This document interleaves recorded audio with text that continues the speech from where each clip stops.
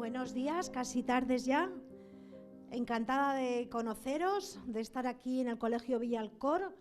Me siento como en casa porque un año más estoy compartiendo con vosotros mi historia como víctima del terrorismo. Quiero dar las gracias además a la Fundación Víctimas del Terrorismo, cuyo programa, que se llama, fijaros qué bonito, Educar para la Convivencia, pues integra estas charlas. Y por eso mi agradecimiento a la Fundación, al colegio, a Maribel, a todo su equipo, porque un año más me permite algo que para mí es importantísimo. Voy a intentar explicaros a lo largo de la charla por qué es tan importante. Por qué para mí tiene mucho sentido contaros la historia de mi padre. Mi padre es este hombre que está aquí. Yo ahora tengo más años que él, y fue asesinado por los comandos autónomos anticapitalistas hace casi 40 años. Este año para mí es muy importante, es muy sensible, porque el 26 de marzo próximo se cumplirán 40 años. 40 años. Yo tenía 20 y os voy a contar la historia, ¿no? Qué pasó, cómo pasó. Y algo importante, cómo reaccionó mi familia, y lo más importante todavía, cómo han reaccionado las víctimas del terrorismo en España, cuyo ejemplo, cuyo comportamiento es, imaginaros si es importante, que es un comportamiento educativo que os puede servir para tener una referencia en vuestra vida, ¿no? Desde el punto de vista sobre todo ético. Yo voy a intentar explicaros, por supuesto podéis preguntar y levantar la mano, os pasará el micro y sentiros libres, yo encantada porque aprendo mucho de vuestras preguntas. Hoy es un día, como os decía, importante porque estoy aquí compartiendo lo mejor de mi historia, ¿no?, que han hecho las víctimas a la hora de enfrentar el terrorismo. Y voy a intentar explicaros, como os decía, los principios que defendemos las víctimas del terrorismo en España, pero desde un punto de vista vivencial, desde un punto de vista de mi historia. Hay otras muchas víctimas que podrían estar también compartiendo, y de hecho lo hacen, van a venir estos días a estar con otros alumnos, compañeros, amigos míos, ¿no? Los principios que defendemos las víctimas son memoria, verdad, justicia y dignidad. Y estos son grandes palabras, pero a veces las grandes palabras se defienden de una manera poco correcta. Los grupos terroristas, muchos grupos terroristas, para que lo entendáis bien, dicen que matan por la libertad. Imaginaros qué contradicción, qué libertad es esa que se intenta conseguir matando a las personas. Por eso, las palabras, los conceptos, siempre hay que definirlos y hay que vivirlos, ¿no?, en el día a día. Pues bien, memoria. Esto es un ejercicio de memoria. Ya vuestro silencio y vuestra atención ya nos está conectando con algo que ha pasado en el país, en nuestro país, España, durante muchos años, que ha sido el terrorismo, ¿no? Ha habido muchas bandas terroristas que han actuado en España hasta hace bien poco. Lo que pasa es que sois muy jóvenes y afortunadamente pues vosotros ya no lo habéis conocido, no lo estáis conociendo de una manera directa, pero ha habido muchas personas que han sido asesinadas por el terrorismo, entre otras mi padre. Y por eso es importante, primero, hacer un ejercicio de memoria para reconocer el sacrificio de muchos ciudadanos, para conectarnos con el dolor injusto que han sufrido tantas familias y para aprender de la experiencia de las víctimas, desde el punto de vista, sobre todo, ético. Y ahora vamos a hacer un pequeño ejercicio porque a mí muchas veces me gusta recordar, y es una de las actividades que hago casi cuando me levanto de la cama todas las mañanas. Miro el móvil y hay amigas y asociaciones que recuerdan todos los días a las personas que en el día correspondiente, pues tal día como hoy, fueron asesinadas por distintas bandas terroristas. Y entonces hoy también he consultado, y esto es un ejercicio de memoria porque las familias de estas personas hoy lo están pasando mal. Están recordando, están yendo a misa, están poniendo flores en los cementerios por el asesinato de su familiar. Y sencillamente vamos a nombrarles, porque hoy es un día pues muy duro, porque hay 5 víctimas mortales. A lo mejor alguna de vosotros se le ha pasado por la cabeza, pero ¿cuántas víctimas del terrorismo hay en España? Pues en asesinatos más de 1.400. Y estas son 5 de ellas, ¿no? Que tal día como hoy, en años diferentes, por distintas bandas terroristas, fueron asesinados. Y hoy recordamos su nombre, nos solidarizamos con las familias y nos conectamos con ese dolor injusto en un ejercicio de memoria. Y sencillamente voy a humanizar a estas personas, voy a recordarles con nombres y apellidos, porque no somos números las víctimas. Las víctimas tenemos historia, tenemos proyectos, a veces rotos por el terrorismo. Pues bien, estas personas son Ángel Rodríguez Leal, Enrique Valdevira, Luis Javier Benavides, Francisco Javier Sauquillo, Serafín Holgado de Antonio. Sencillamente, es un ejercicio que si tengo oportunidad de conocer a alguna de estas familias, pues les diré que alumnos del Colegio Villalcor se acordaron de ellas. Pues bien, como os decía, este es mi padre. Para mí fue duro sobrepasar la edad de mi padre. Mi padre fue asesinado con 53 años. Yo ya tengo algunos más. Y voy a contar su historia. Voy a recuperar la memoria de mi padre y os la voy a ofrecer a vosotros para que aprendamos todos juntos pues una historia reciente que, como os decía, ha costado mucho dolor, ¿no? Y nos sintamos también orgullosos de algunas cosas que como sociedad hemos sido capaces de aprender, aunque haya todavía temas pendientes, ¿no? Bueno, yo tenía 20 años, algunos años más que vosotros. En 1982 damos un salto en el tiempo. ¿Y alguna quiere ser periodista? En el futuro, aquí en este grupo, antes no había nadie. ¿Aquí hay alguien que quiera ser periodista? Bueno, pues yo quería ser periodista en 1982. Y de hecho estaba estudiando periodismo en Bilbao, en el País Vasco, porque yo soy de San Sebastián. Y era mi sueño. Imaginaros, yo quería ir a países lejanos, a contar las guerras, ¿no? Y bueno, el destino nunca sabes por dónde te va a llevar. Y entonces el 26 de marzo de 1982 yo viajé de Bilbao a San Sebastián, donde vivía mi familia, porque había sido mi cumpleaños el 13. Yo acababa de cumplir 20 años. Y entonces esa mañana llegué a casa de mis padres, llamé a mi padre, es la última vez que hablé con él, y unas palabras pues que recuerdo se me quedaron grabadísimas.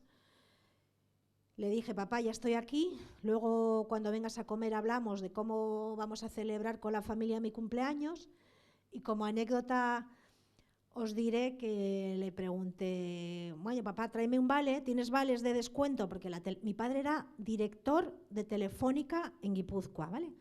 Y entonces en esa empresa había unos vales de descuentos y yo le dije, tráeme un vale de descuento que me quiero comprar un vaquero.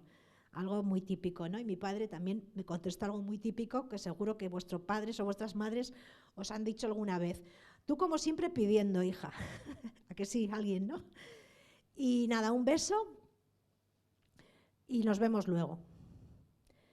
Yo tengo, y en ese momento, una hermana que en ese momento pues tenía un poquito menos que vosotros ahora, 14 años. Y estaba estudiando en un colegio cerca de casa y todos los días tenía la costumbre de encontrarse con mi padre, porque de la oficina de mi padre a casa había 3 manzanas, ¿no? Y entonces se encontraban, se daban un beso, mi padre le daba una peseta, ya sabéis que antes del euro había pesetas en España, y les daba unas pesetas y mi hermana se compraba chuches y bueno, pues nada. Y entonces mi hermana había salido de casa ya, y mi madre y yo estábamos en la cocina preparando la comida. Y entonces sonó el teléfono, o sea, me acuerdo hasta del sonido del teléfono.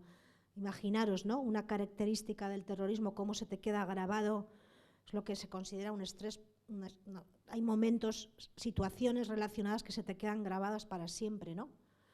Y unas palabras con las que estuve soñando muchos años, hace mucho que no, me dijeron: baja deprisa, que a tu padre le ha pasado algo. Entonces yo bajé, yo vivía en un noveno y no me acuerdo cómo bajé. Sin ascensor no tengo recuerdo. Yo solo sé que solté el teléfono, no me acordé ni de mi hermana ni me acordé de mi madre, y yo solamente quería saber qué le había pasado a mi padre. Es la necesidad de saber. Y a lo mejor alguno estáis pensando: ¿y cómo sabías que había sido víctima de un atentado? ¿No? Yo sabía que había sido víctima de un atentado, con ese "le ha pasado algo" que me dijeron por teléfono, porque mi padre era una persona amenazada. ¿Entendéis el concepto? El terrorismo amenaza a la gente que quiere matar como posible objetivo. Y aquí hago un pequeño paréntesis. El terrorismo entró en mi casa año y medio antes, porque año y medio antes la banda terrorista que mató a mi padre, los comandos autónomos anticapitalistas, que para entendernos es una rama de ETA, ETA os suena, ¿no? Esta banda que mató a mi padre era como una rama de ETA.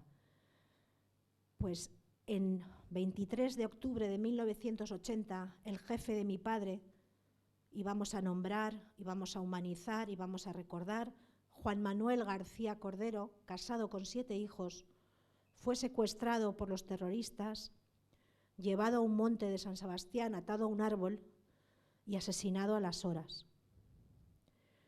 Mi padre era compañero, era subdelegado, era amigo, se conocían de toda la vida. Y entonces mi padre, junto a mi madre, tomaron una decisión que vosotros vais a decirme, vais a calificar. Me vais a decir qué os parece y seguro que lo vais a adivinar. Una conversación en la cocina de mi casa en la que mi padre le dice a mi madre: Pilar, así se llamaba mi madre, me han ofrecido irme del País Vasco. Imaginaros la situación, el jefe asesinado, ¿no? Miedo, amenaza, que es lo que mejor saben hacer los terroristas, y funciona. ¿Qué hacemos? ¿Nos quedamos o nos vamos? Y entonces mi madre, se llamaba Pilar, que ha muerto hace unos años, le dijo: ¿por qué nos vamos a ir? No hemos hecho nada. Y mi padre le contestó: tienes razón. Y mi padre asumió el cargo, la responsabilidad de su jefe asesinado, demostrando que él y mi madre, por supuesto, eran... ¿Un poquito más alto? Muy bien, muchísimas gracias. Han sido vuestras palabras las que han calificado este acto. Mis padres decidieron con valentía asumir una responsabilidad. Hubiera sido más cómodo irse. Quizá mi padre estaría vivo. Y yo en el primer momento no lo entendí.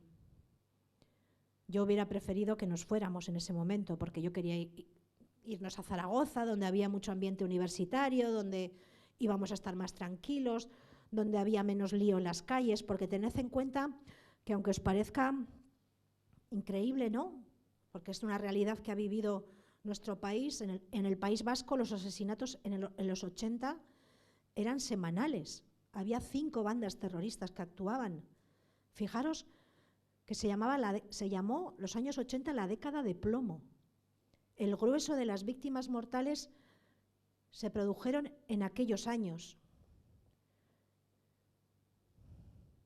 Entonces mis padres demostraron ser valientes, pero mi padre asumió esa responsabilidad, pasó a ser una persona amenazada, y entonces eso conlleva unos cambios en la vida de las personas.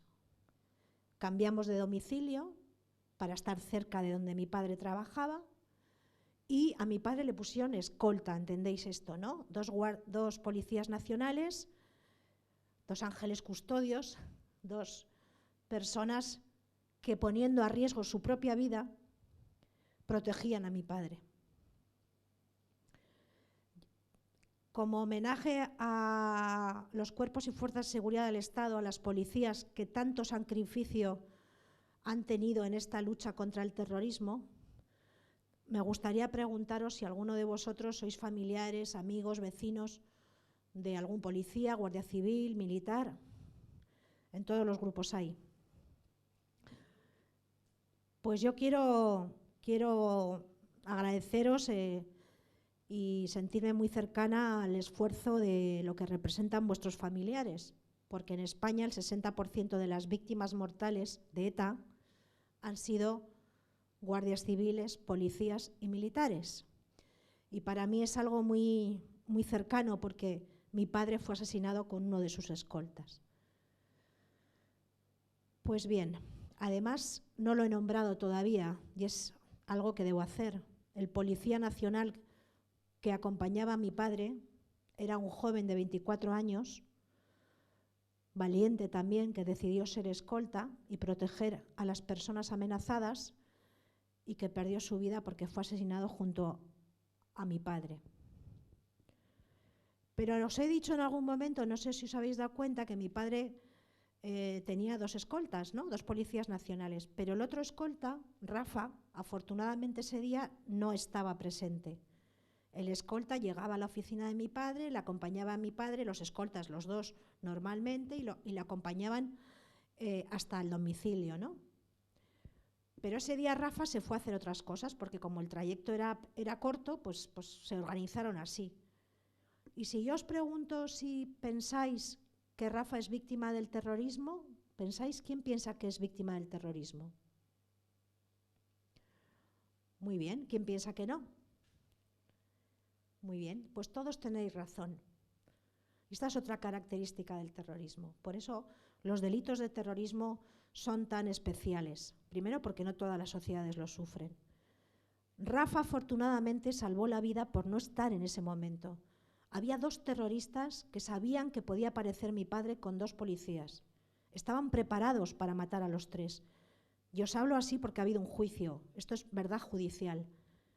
Pero sin embargo, pues Rafa no estaba. Pero os puedo garantizar, porque eso lo conozco bien, que Rafa estuvo muchos años de baja psicológica y pasándolo muy mal.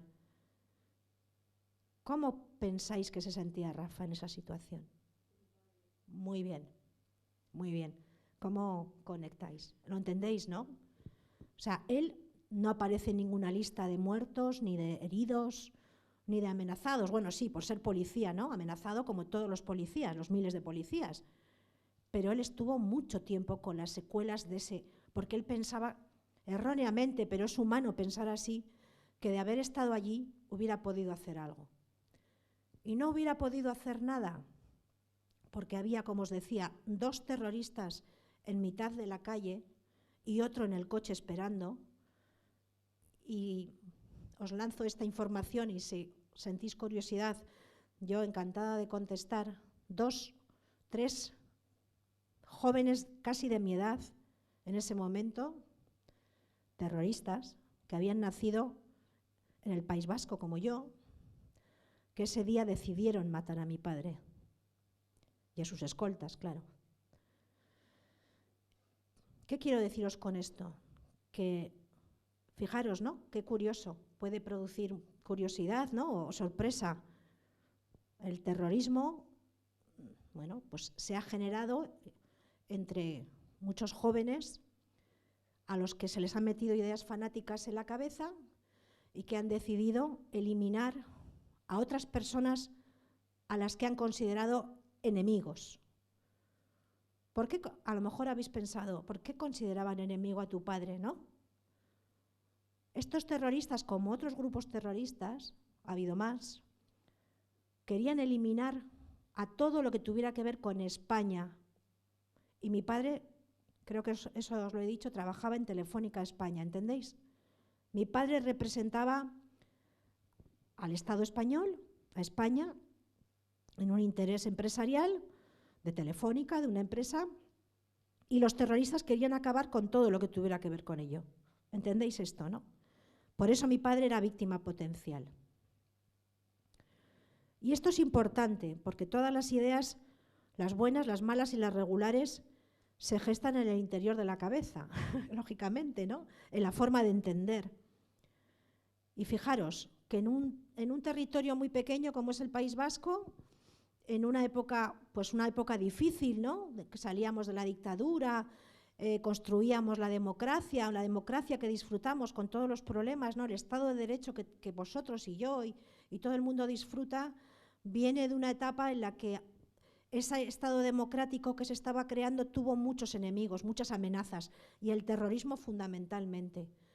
Y una idea positiva también es que hemos sido capaces de derrotar a las bandas terroristas y que la democracia haya seguido adelante con el sacrificio de tantos. Por eso debemos sentirnos orgullosos, todos, de la gente que ha contribuido a que ahora podamos disfrutar de una democracia pues, con problemas como todas las democracias, ¿no? Por supuesto. Pues bien, ¿qué ideas tenían estos jóvenes en la cabeza? ¿Por qué? ¿Cómo es posible, no? Porque yo a veces no tengo respuestas para todo, tengo también preguntas que no he podido contestar, ¿no?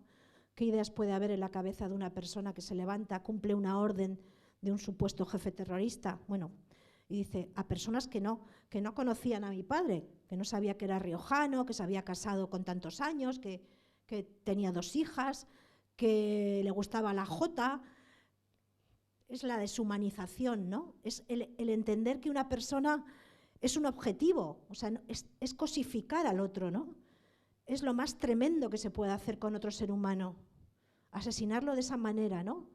Y además asesinarlo, imaginaros la paradoja, diciendo que lo hace por la libertad. Por eso es importante, ¿no?, el contenido de las palabras. ETA y otros grupos terroristas siempre dicen que matan por conseguir un supuesto bien. ¿Esto lo entendéis? Es lo que son delitos ideológicos. De mi padre, este grupo terrorista quería la independencia del País Vasco, el supuesto bien para el País Vasco, pero ¿cómo? Matando a personas. Mi padre era un vasco de adopción, llegó al País Vasco con 20 y pocos años.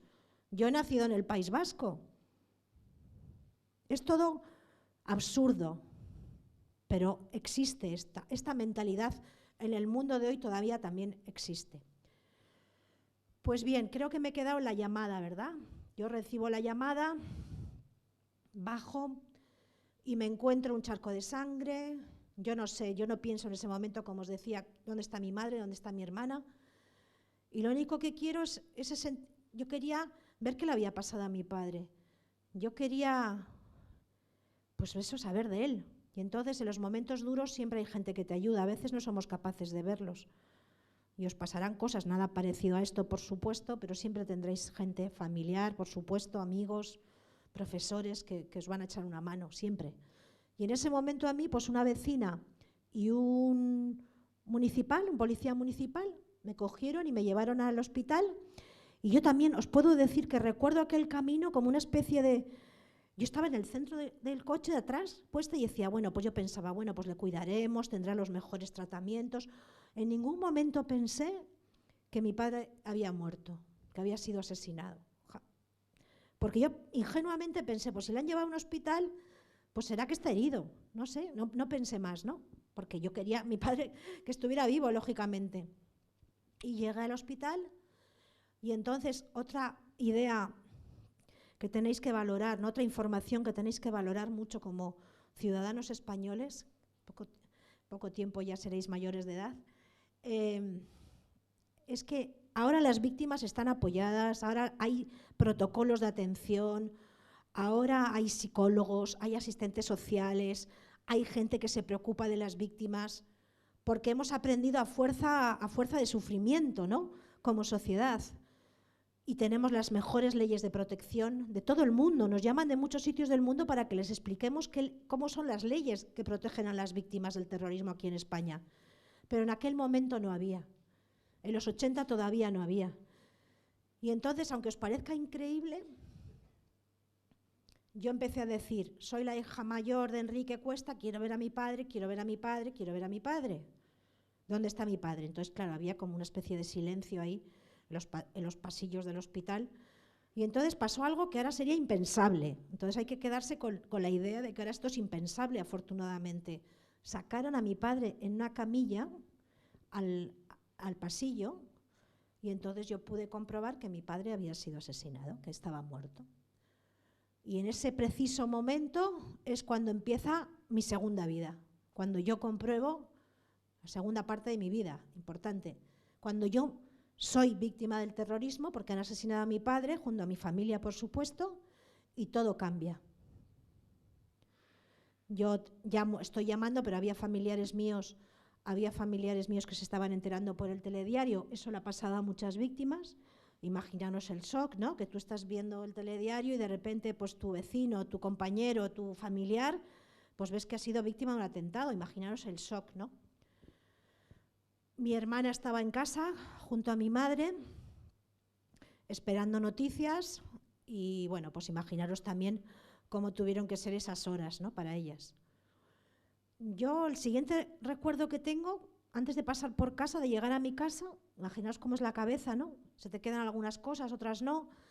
Es ir al juzgado a la tarde porque alguien me dijo, vete al juzgado, que tienes que decir lo que ha pasado. Yo no había visto más que lo que os conté, ¿no? Pues que había llegado, que el charco de sangre, que fui. Lo que pasa que como había constatado que mi padre estaba muerto, pues me dijeron, vete al juzgado que tienes que hacer una declaración. Y otra idea, ¿no? Que tenéis que tener, que sentiros orgullosos de ellos. Ahora tampoco el trato judicial, aunque queda mucho pendiente en el tema judicial para las víctimas, ahora se trata a las víctimas con más humanidad. Porque en ese momento, pues una funcionaria, que pobrecita ella, porque no estaba preparada y seguramente no sabía hacerlo mejor, ni nadie la había formado, pues estaba tomándome declaración, escribiendo. Y imaginaros que yo recuerdo el tac-tac de la máquina. Bueno, es que eso es como del paleolítico medio para vosotros porque no había ordenadores. ¿Sabéis? Habéis visto máquinas de escribir, ¿no? Que hacen ruido, tac, tac, tac. Y yo recuerdo ese ruido de las letras. Y de repente me pregunto, ¿cuántos tiros ha recibido tu padre? Esa misma tarde. Esa pregunta ya sabemos que no se puede hacer a una víctima que está en shock. Ya lo sabemos, hemos aprendido. Y ahora esto es impensable. Pero venimos de aquello. Bueno, mi vida cambió totalmente, dejé de estudiar. Mi hermana, como os he dicho, tenía 14 años. Como anécdota os diré que mi hermana Irene, que tiene un nombre precioso además, que significa paz, ese año sacó las mejores notas de su vida. ¿Por qué pensáis que pasó eso? Muy bien, porque se concentró en estudiar, han dicho. Claro que sí. Cada uno busca sus métodos, ¿no? Para no sufrir muchas veces. Y mi hermana vio, y os puedo decir que hace poco tiempo que yo me enteré lo que había visto mi hermana. Mi hermana llegó al lugar del atentado y lo vio a mi padre en el suelo. Y entonces lo que pasa es que alguien bueno también le cogió y le llevó a casa por detrás de la manzana, y por eso yo no la vi. Imaginaros lo que es vivir con eso, porque tampoco había atención psicológica y no se hablaba de secuelas psicológicas. Y claro, pues ese año mi hermana, que ha sido siempre un grandísimo apoyo para mí, y yo estoy segura que yo para ella, pues lo vivió así, ¿no? Y luego mi madre cayó en una depresión y pues no estuvo fuerte en ese momento. Entonces, bueno, pues en la vida hay momentos que, os repito, no os va a pasar nada parecido, pero a veces tienes que ser fuerte y tienes que tirar para adelante porque en tu entorno familiar o a lo mejor en tu pandilla de amigos eres la más fuerte o el más fuerte y dices, pues tengo que seguir adelante. Y entonces yo lo tuve clarísimo y eso a mí me ayudó.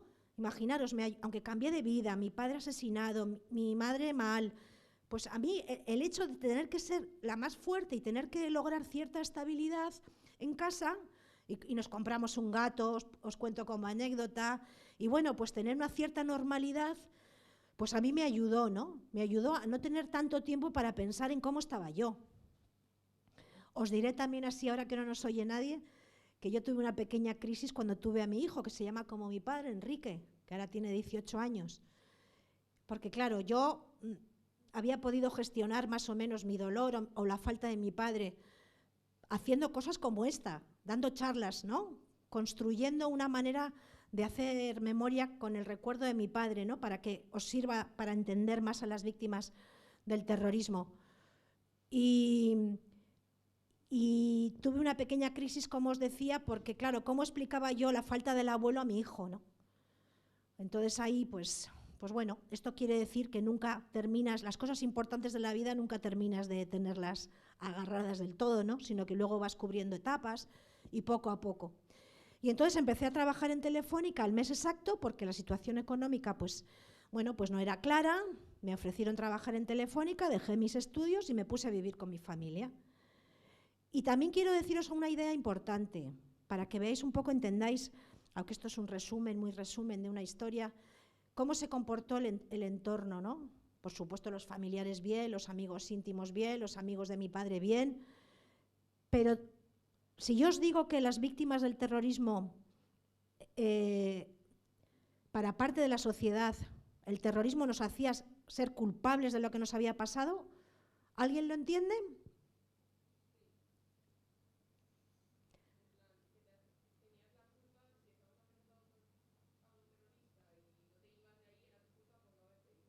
Bueno, ella dice que por no habernos ido a lo mejor éramos culpables. ¿Tienes razón? Sí. Vale. Sí, no, por supuesto, sí, lo entiendo. Y tienes razón, es parte de eso, es así. Pero es más que eso todavía. Mirad, el terrorismo a veces pone una bomba como os suena los trenes de Atocha, ¿no? ¿Cuántos muertos en Atocha, aquí mismo, cerquísima? ¿Cuántos? 192. España ha sufrido mucho el terrorismo. Y en el año 2004. Ya sé que vosotros por edad os parece hace mucho, ¿no? Pero tampoco hace tanto. Quería deciros que el terrorismo a veces pone bombas y le pilla al que esté allí en ese momento. Es lo que se llama el terrorismo indiscriminado, ¿no? El que pasa. ¿Entendéis esto? Pero a veces, como en el caso de mi padre, el terrorismo y el terrorismo de ETA ha actuado así, y la banda terrorista que mató a mi padre también, selecciona a las víctimas por lo que representan. ¿Entendéis esto? ¿Se entiende, no? Y en esos casos, en muchos casos, primero te amenaza. Mi padre era una persona amenazada, ¿lo entendéis? Mataron a su jefe, llevaba escolta. Luego te matan y luego te insultan. ¿Y cómo te insultan después de asesinado? Porque ellos sacan un comunicado a la prensa en el que dicen barbaridades de la víctima. De mi padre, ¿qué dijeron? Pues la barbaridad de que mi padre era colaborador del Estado español opresor, ¿entendéis? Que se merecía estar muerto. Eso es lo que hacen los terroristas, justificar sus crímenes, legitimar sus crímenes. Por eso el terrorismo tiene estas consecuencias tan duras, ¿no? Y por eso tenemos que estar preparados para no caer en la trampa de comprender cualquier tipo de vulneración tan grave de derechos humanos. ¿Entendéis, por lo menos? ¿Lo entendéis, no? Y si hay alguna duda, levantáis la mano en cualquier momento, ¿no? Entonces, ¿cómo reaccionaba el entorno? ¿Cómo pensáis que la gente reaccionaba? Porque ¿qué había? ¿Qué hace el terrorismo? ¿Extiende él? Muy bien, el miedo. Entonces, claro, la gente, mucha gente, vecinos, gente de la calle normal, no se acerca a la víctima porque piensa que los terroristas, ¿entendéis esto, no? Si me ven cerca de la víctima van a pensar que yo también soy culpable y por lo tanto me protejo. ¿Entendéis el mecanismo? Por eso ha costado tanto. Y ¿puedes poner, por favor, la de las manos blancas, Salí? Por eso ha costado tanto tiempo en España, hasta por poner una fiesta hasta 1997, por poner una fecha que ahora os voy a explicar por qué, lograr que las víctimas para la gente fuéramos todas inocentes. Nadie se merece esto. Nadie. Eso es una idea central. Es que, imaginaros si es una idea central, que las víctimas pensamos que no se lo merecen ni los asesinos de nuestros familiares. ¿Os sorprende esta idea? Es que esa es la diferencia entre una víctima, que por supuesto lucha por sus derechos, pero defiende los derechos, incluso de aquellos que tanto daño han cometido o le han hecho, ¿no? Ha provocado en su familia. ¿Entendéis la diferencia? Un terrorista solo ve sus derechos, sus objetivos y mata a los que piensan que están fuera de ellos, a sus objetivos, ¿entendéis? Sin embargo, las víctimas del terrorismo españolas, que es lo que mejor conozco, hemos defendido nuestros derechos para todo el mundo. Cuando yo digo que quiero un juicio justo para el asesino de mi padre, y lo digo de verdad, y he participado en ese juicio porque fui testigo, y si alguien tiene curiosidad se lo cuento. Estoy de una forma vivencial defendiendo los derechos humanos universales que habéis estudiado, ¿no? La Declaración Universal de los Derechos Humanos, el primero, el derecho a la vida. Porque si son universales, son para todos. Entonces, que yo os diga, por ejemplo, que estoy en contra de la pena de muerte para el asesino de mi padre, ¿tiene fuerza esta idea? ¿Sirve para pensar, por lo menos? Yo creo que sí. Pero lo más importante no es que lo piense yo, lo más importante es que estamos en un país en el que las víctimas del terrorismo, y somos miles, muchos familiares, amigos, compañeros de las víctimas, jamás hemos defendido la pena de muerte para nuestros asesinos, los asesinos de nuestros familiares. Jamás. Y eso es muy grande. Y por eso estamos en un ámbito educativo, porque esto tiene que ver con la formación en valores. Es muy fácil decir ciertas cosas, sé que la violencia es un atajo, sé que muchas veces se justifican cuestiones, pero hay que vivirlas. Y entonces alguno me podréis preguntar a lo mejor, ¿y por qué lo haces? ¿Alguien, no? Puede preguntarlo. Pues yo lo hago porque esto me hace sentirme mucho más cerca de mi padre, porque mi padre era una persona normal, decente, tolerante, abierta, respetuosa con los derechos de los demás. Y sin embargo, el que le mató era todo lo contrario. ¿Y yo dónde quiero estar? Yo quiero estar cerca de mi padre. Y si me hubiera metido por un camino de violencia, de revancha, de ojo por ojo, me hubiera alejado de lo que significa mi padre. ¿Por lo menos lo entendéis? Alguno puede no estar de acuerdo, ¿eh? Yo lo entiendo perfectamente. Pues bien, como os decía, las víctimas tardamos mucho tiempo en hacer entender a la sociedad que todas las víctimas éramos inocentes. Porque aunque os parezca increíble, durante años, no os digo que toda la gente, pero había gente, bastante gente, que decía, bueno, es que si es policía, al fin y al cabo va armado y hay terroristas, pues es normal que unos se maten a otros.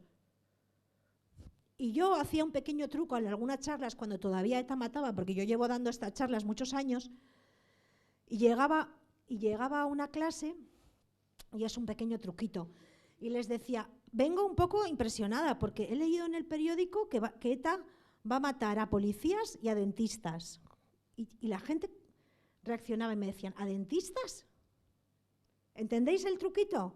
Mucha gente daba como normal diciendo, bueno, que mate a policías, pues ha matado a muchos, pues seguirá matando, pero es fruto de la falta de reflexión. Todas las víctimas de todos los terrorismos de izquierda, de derechas, nacionalistas, yihadistas, todos los terroristas, las víctimas del terrorismo, todas en el mundo son inocentes, porque nadie tiene que pasar por una experiencia parecida, si de verdad creemos en la democracia y si de verdad creemos en los derechos humanos, ¿no? Siempre será injusto. ¿Eso quiere decir que las víctimas no luchemos por la justicia? Y esto es una gran palabra. Pues no, yo llevo luchando muchísimos años de mi vida porque el asesino de mi padre esté donde está, que es en la cárcel. Es una historia larga, daría para otra charla. Fue detenido y juzgado, os la resumo mucho, fue detenido y juzgado en el 2010, imaginaros, desde 1982 que había matado, y digo que había matado porque hay una sentencia judicial. Y yo fui testigo en ese juicio, yo quise mirarle a la cara y quise ver lo que había en aquella mirada, si estaba arrepentido, si reconocía lo que había hecho. Y no leí o no sentí más que odio. Bueno, quise hacerlo porque en los juicios te pones delante del acusado, ¿no? Por eso fui testigo, para contar lo que os he contado, que yo fui, vi el charco, tal. Y entonces yo me sentí, por un lado, pues fue algo duro, pero me sentí reconfortada porque yo sentí que todos esos años que habían pasado a mí me habían servido para convertirme en una persona mejor, porque había cuidado de mi familia, porque estaba dando charlas como esta, porque recordaba a mi padre y mantenía viva su memoria, por muchas cosas, porque transmitía a mi hijo de 18 años no rencor por la falta de su abuelo, sino le transmitía la dignidad que tuvo su abuelo y la valentía para que él tomara ejemplo. Y sin embargo, no, vi todo lo contrario en aquella mirada. Y esa es la diferencia. Y a mí, os lo digo también, y soy totalmente sincera, ¿no? Me hubiera gustado que él hubiera estado en otra situación, porque él tiene hijos.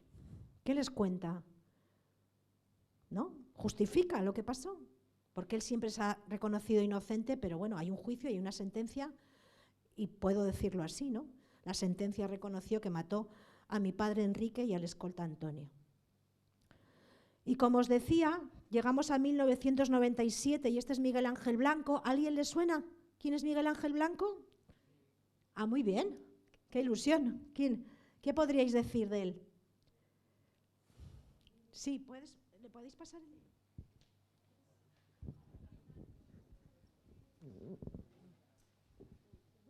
Hola, soy Mario Franco y lo que me suena de él era que era un funcionario del PP en un ayuntamiento del País Vasco y entonces la banda terrorista de ETA le cogieron, le secuestraron, le llevaron a un árbol, también le ataron a un descampado y le estuvieron buscando. La policía, la gente, al final no lograron dar con él. Creo que los policías llegaron a escuchar un tiro y luego la gente, pues como en la imagen, salieron a reivindicar pues que soltaran a Miguel Ángel. ¿Alguien quiere decir algo más? ¿Alguien sabe algo más de Miguel Ángel Blanco? ¿Alguien quiere decir algo más de Miguel Ángel Blanco? Muchísimas gracias, lo has dicho prácticamente perfecto. Yo os invito, es por supuesto voluntario, a mí me haría mucha ilusión, no me voy a enterar si lo hacéis, lo digo por vosotros mismos, pues dos cositas sencillas, que en internet pongáis el nombre de Miguel Ángel Blanco y a ver que investigáis, os va a sorprender, y luego que preguntéis a profesores, familiares, etcétera, ¿qué recuerdan de Miguel Ángel Blanco? Y yo os puedo garantizar que en muchísimos casos os va a sorprender, por no decir que en algunos vais a alucinar, del nivel de detalle que vuestros familiares os puedan contar cosas de Miguel Ángel Blanco. Mirad, por Miguel Ángel Blanco, que fue secuestrado y asesinado por ETA, que es este chico en el que aparece la foto, que no se le ve muy bien, salieron a la calle en España casi 6 millones de personas intentando salvar su vida. Porque ETA dio un ultimátum a la sociedad. ETA dijo a la sociedad y al gobierno de España en ese momento: si no acercáis a los presos de ETA al País Vasco, mataremos a Miguel Ángel Blanco. Hay 48 horas. Y esas 48 horas cambiaron la percepción del terrorismo en España. Y todos salimos a las calles para exigir a ETA que no matara a Miguel Ángel. No lo conseguimos porque ETA pues, son terroristas. ¿Qué hacen? Matar. No tuvieron clemencia. Y por Miguel Ángel nos sentimos todos identificados con la víctima, porque era un chico joven, de un pueblo pequeñito, concejal de un partido popular, pues músico, tocaba la batería. Y además, fijaros, si es importante para mí estar aquí hoy con vosotros, que este año también hay una fecha muy simbólica. Este año se van a cumplir 25 años de su asesinato. Y vamos a ir a los colegios a contar la historia de Miguel Ángel Blanco y ver qué pasó y qué podemos aprender de lo que pasó y rendir homenaje, ¿no? Rendir homenaje a Miguel Ángel como símbolo. Sabéis que, por ejemplo, pues Gandhi es un símbolo de la no violencia, ¿no? Suena Gandhi. Pues Miguel Ángel Blanco para mucha gente, y me incluyo por supuesto, es un símbolo de las víctimas del terrorismo. porque en aquel momento todos estuvimos unidos, intentando salvar la vida de Miguel Ángel. Y no sé cómo estoy de tiempo. ¿Cuánto queda? Ah, bueno, este era Miguel Ángel. Este era Miguel Ángel. Y bueno, es una foto. Hay un vídeo en la página de la Fundación Miguel Ángel Blanco, también tenéis un vídeo que se titula Aquellos días de julio, que dura 10 minutitos solo, que podéis verlo tranquilamente y luego si queréis en alguna clase hacer un trabajo sobre este tema o tenéis cualquier inquietud o curiosidad, yo a vuestra disposición y a través de la Fundación también. Una pregunta, estupendo, gracias. ¿Podéis pasarle a ella? ¿Quién? A Miguel Ángel Blanco lo asesinaron antes o después que a tu padre. Ah, vale.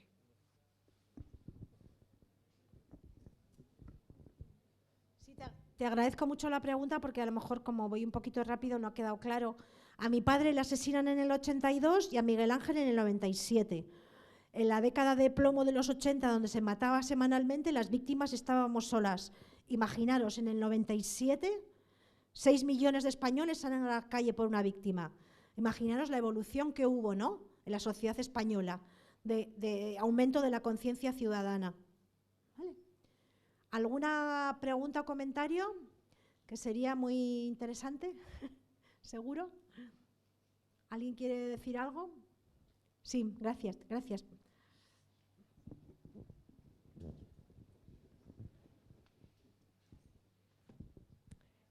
¿Fue Miguel Ángel Blanco asesinado por el mismo hombre que asesinó tu padre? No. Ya, pero era una rama de ETA. Pues mira, no, pero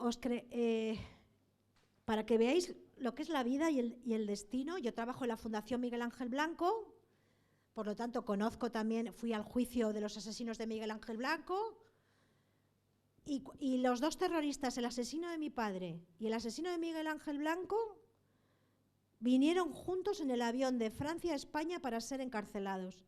No me digáis que no. ¿No? ¿No es curioso? Esa anécdota me ha venido a la cabeza cuando me has dicho. Son dos terroristas diferentes, de distintas organizaciones terroristas, pero están relacionadas, pero el destino los unió. Imaginaros ese vuelo, porque ellos estaban en Francia, escaparon a Francia. Entonces la policía francesa los mandó a España para ser juzgados. O sea, sí hay una vinculación, ¿no? Y los dos están, afortunadamente, ahora en prisión todavía. Pues la condena de Bueno, el asesino de Miguel Ángel Blanco tiene tantos asesinatos que es un killer. Quiero decir, habrá matado a... Yo no me sé ahora exactamente el dato, pero a muchísimos ciudadanos. Ha sido jefe de ETA. Y además os diré, aunque parezca increíble también, junto a su pareja. En el juicio están los dos juntos. Y esa pareja de terroristas que no se ha arrepentido a fecha de hoy, que ha matado muchísimo en España, tiene un hijo, no sé si 1 o 2. Es historia también de nuestro país, ¿no? Y también quiero deciros, porque me parece un dato importante, que tanto la familia de Miguel Ángel Blanco como la mía hemos conseguido que los asesinos sean juzgados. Pero en España hay muchísimas familias que no han conseguido su derecho a la justicia. Esto es un dato por el que bueno, más que un dato es un objetivo, porque las víctimas seguimos luchando todavía hoy. Más de 300 crímenes, asesinatos de ETA están sin resolver. Y esto es una injusticia para las víctimas. Por eso, aunque yo os estoy hablando de pasado, hay asuntos todavía pendientes. Uno fundamental, el de la justicia, porque las víctimas que jamás nos hemos vengado, que jamás hemos respondido con violencia, que siempre hemos defendido las leyes para cambiarlas, claro, alguien nos tiene que proteger y tiene que ser la justicia. Pues en muchos casos todavía esto no se ha producido. Por eso cuando oigáis en la tele o a lo mejor en los medios, la asociación de víctimas no sé qué dice qué tal, es porque todavía hay temas pendientes de memoria. Nosotros luchamos para que gente de vuestra edad, gente joven, conozca lo que pasó. Hay muchísima gente, incluso de más años que vosotros, que no sabe quién es Miguel Ángel Blanco. Vosotros porque sois muy jóvenes, pero gente de 25, a lo mejor tenéis hermanos de esa edad, o familiares, les preguntáis y tampoco saben quién fue Miguel Ángel Blanco. Entonces nosotros luchamos las víctimas luchan contra el tiempo también, y luchamos contra el olvido y luchamos contra la impunidad. ¿Pero por qué? Por solidaridad con las víctimas, pero también para que aprendamos de lo vivido. Y porque creo que en general, bueno, estoy convencida, las víctimas somos un buen ejemplo de comportamiento social. Sí. ¿Alguien por allí?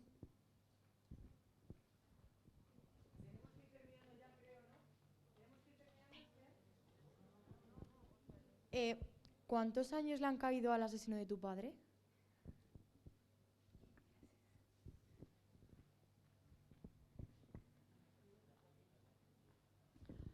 En la sentencia 46. 2 asesinatos, implicado en un tercero que no ha podido ser juzgado porque estaba prescrito. ¿Entendéis el palabrejo? Prescrito. Prescrito quiere decir que pasan 20 años y no han detenido a los culpables y entonces eres inocente. Las leyes son así. ¿Alguien quiere ser abogado? ¿Quiere dedicarse al derecho? Tampoco. Vale, bueno, pues hay muchas cosas que mejorar y que cambiar. Y entonces fue una sentencia de 46 años, pero el cumplimiento, bueno, pues la mitad, más o menos. Sería para otra charla. ¿Por qué pasa esto? A veces la justicia es injusta para las víctimas, pero no hay atajos, ¿eh? Esto es una idea importante.